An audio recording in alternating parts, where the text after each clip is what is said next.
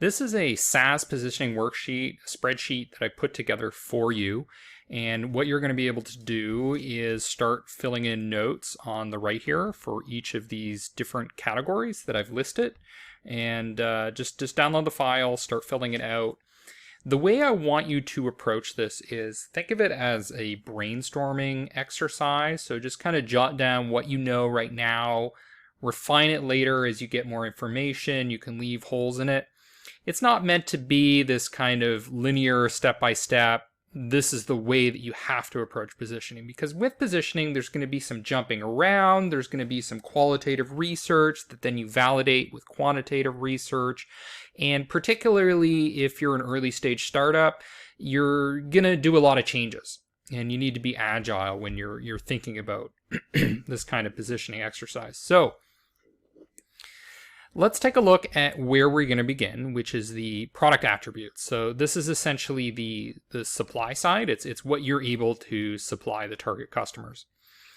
And I have here features, benefits, use cases, jobs to be done, outcomes, transformations, product categories, unique attributes. Okay, so there's going to be some overlap here, right? You know, whether you call something a use case or a job to be done or transformation, doesn't really matter. I'm just kind of using different terms here to get your creativity going, to get you thinking about things that perhaps you hadn't thought of before. And sometimes it helps if you think of it as a job to be done instead of a use case, or if you think of it as perhaps a unique attribute instead of a point of difference feature.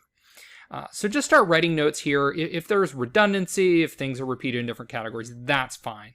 Okay, so starting, just kind of list out the different features that you have, start listing out the different benefits, and they don't necessarily need to be aligned to a specific feature. There could be whole clusters of features that produce some sort of benefit, like save time, save money, etc., or speed up or automate. I want you to think about the specific use cases where people could potentially use your product, and you may have some idea of what use case is most important, and then later when we look at customers, we may find out, oh, you were actually wrong. It was actually a different use case that they valued more, or what you may find out is they only valued one use case, even though you were trying to say that you were an all-in-one comprehensive solutions. That's something I often see in SaaS, where people think being all-in-one, all-encompassing is a value proposition, and then later when you do actually research target customers, you realize that they don't really care about that. They don't want an all-in-one solution. They just want that one key thing that you do really well. You can put that the jobs to be done, the things that they want accomplished. So they're hiring your product to achieve something, to do a job, like they would hire an employee, and you got to think through, okay, what is that job that your product's doing? Think about outcomes and transformation. So often what you're really doing with SaaS marketing is you're selling a transformation, you're selling an outcome, rather than necessarily selling a specific feature or something like that, in some cases, in a lot of cases. You also need to think about the categories that you're participating in. So there may be existing product categories. You can go to Capterra, G2 Crowd, etc., see what those categories are. And later, when we start looking at competitors, you can start thinking about, well, maybe you can just own the category, right? If there aren't a lot of competitors and you're new and innovative, then the category may actually become your positioning. And lastly here, I have unique attributes. So these may be at the product level, or could just be kind of your financial model. Like maybe you're free, or maybe you provide things on a usage basis instead of a monthly basis. Or it could really be fundamental differences in how your product works. Like maybe it uses artificial intelligence where other products don't.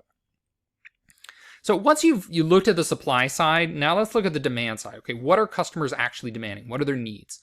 And I'm starting here with pain points, because if you solve a pain point, like a red hot pain, that's kind of the easiest thing to sell and to market. And those pains may vary by target. So for example, target A could be a specific industry, or it could be a specific persona. So it might be the CEO. Target B could be the CFO, or it could be a completely different industry. Depending on how you segment, and depending on whether you're doing account-based marketing, how you define targets may vary. And it also may mean the pain points, the priorities, etc., will vary based on those different people or those different companies or consumers that you're targeting. So the first pain points I want to start with is what the customer has top of mind every day. They have some sort of pain. Maybe they don't have enough sales. Maybe they're just sick of doing something manually. I don't know what is top of mind for them. And the important thing to recognize is that what's top of mind for them may be completely unrelated to your product.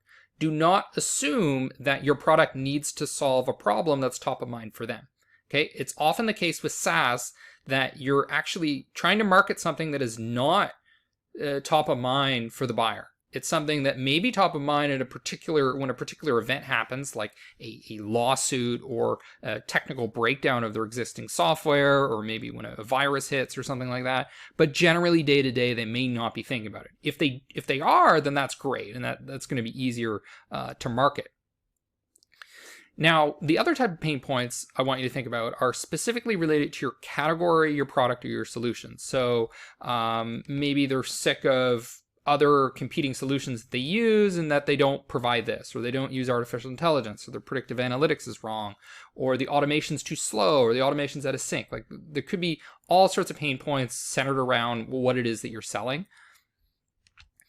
And there's also the flip side. So often with positioning, we're focused on the negative. What is the problem that we're solving? But we also need to think about the high level aspirations. What do they want? And what does a target customer really want? Do they want to be $1 billion company?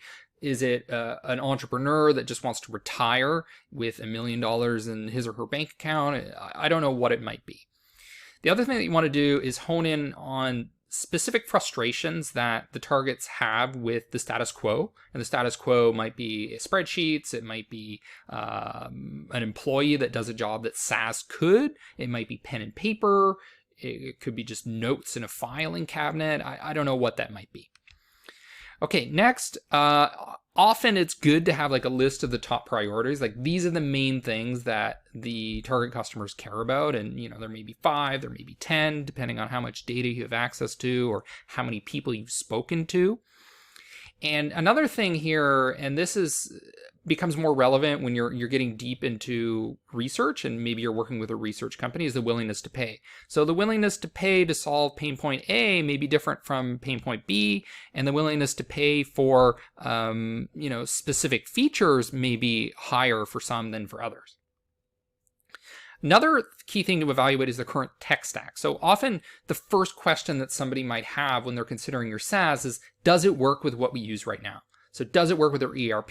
Does it work with their CRM? Does it work with our practice management system? Does it work with our word processor? Whatever that is, it's important to take a look at their tech stack to kind of lay that foundation of what you're going into.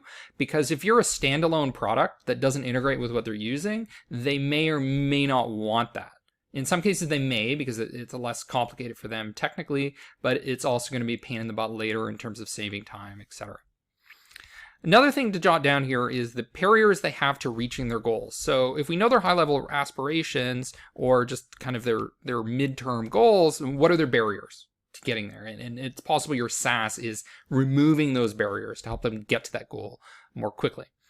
Now, something I want to point out when you're doing customer research is that typically you start with qualitative research. And the most basic form of that is just asking on Quora, asking on Reddit groups, subreddits, asking on Facebook groups, asking on social media, like your own personal network, perhaps on a LinkedIn post, asking in Slack channels. That's probably the easiest way to start getting this kind of research.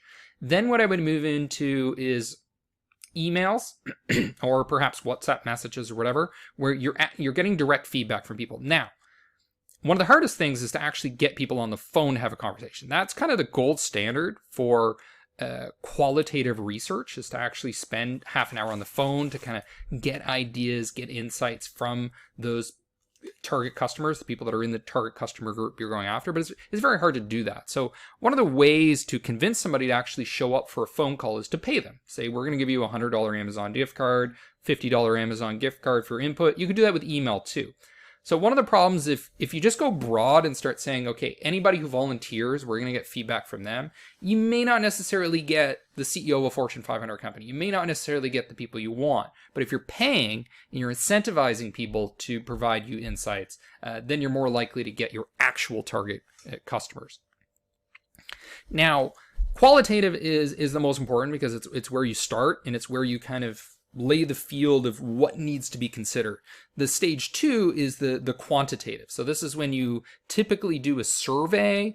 I'm going to talk later about different ways to quantify, but surveys are how you kind of figure out, okay, which of these things is most important, and what is the relative importance to other aspects. And that's going to help you later determine what your positioning should actually be.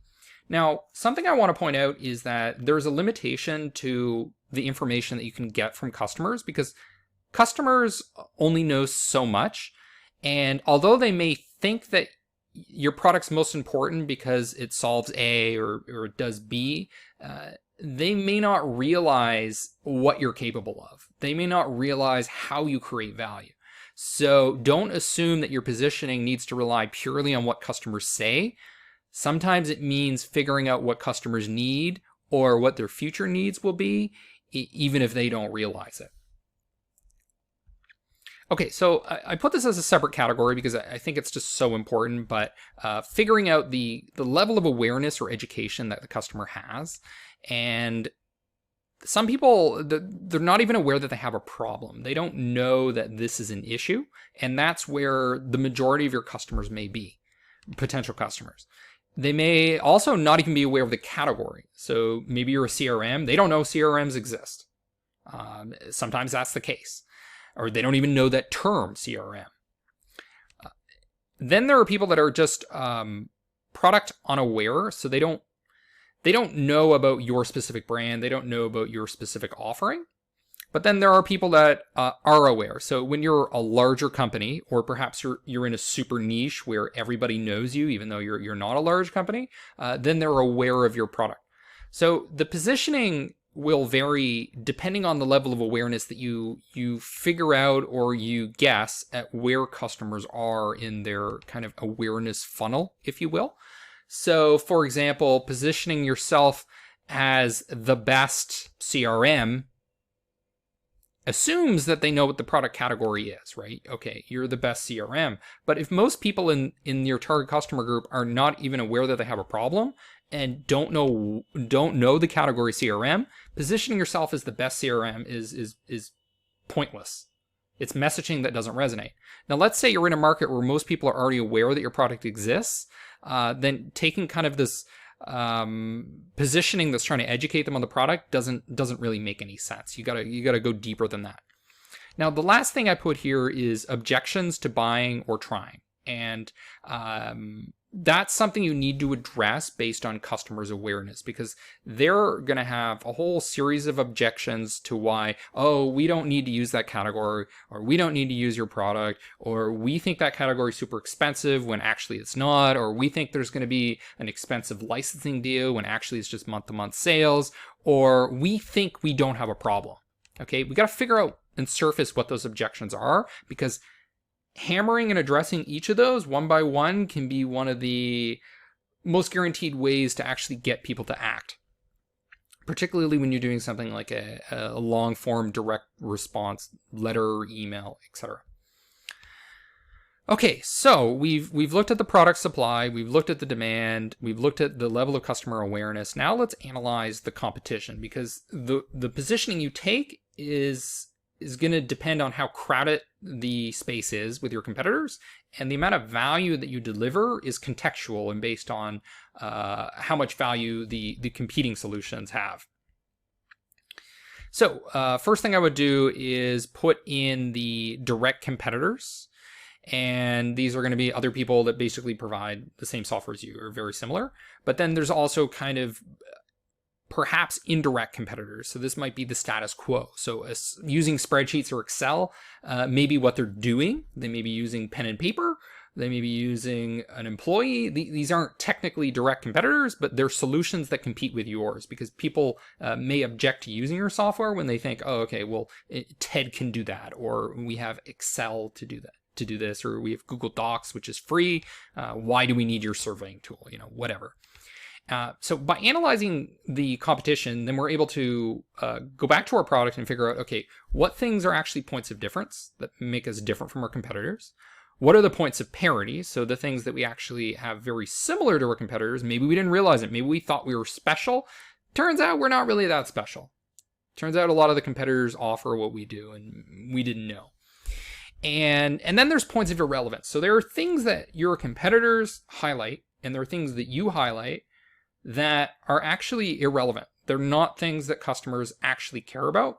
And in a lot of cases, actually the things that you think make you good are actually making you bad. So for example, maybe you have a very advanced integration that carries tons of information from one system to the next, and you think, wow, that's awesome. We're able to deliver everything, or we're able to offer full customization. You customize everything, but the customer is thinking time. I want to save time. Why do I want all this information going from system A to B if that just means the processing time is going to take longer? Why do I want to do all these customizations with my Android device when I just want it to be automated? I want it to speed up the process, not slow me down. So those are things that are actually value leaks. So to some extent, they're points of irrelevance, but they're also points of negative value.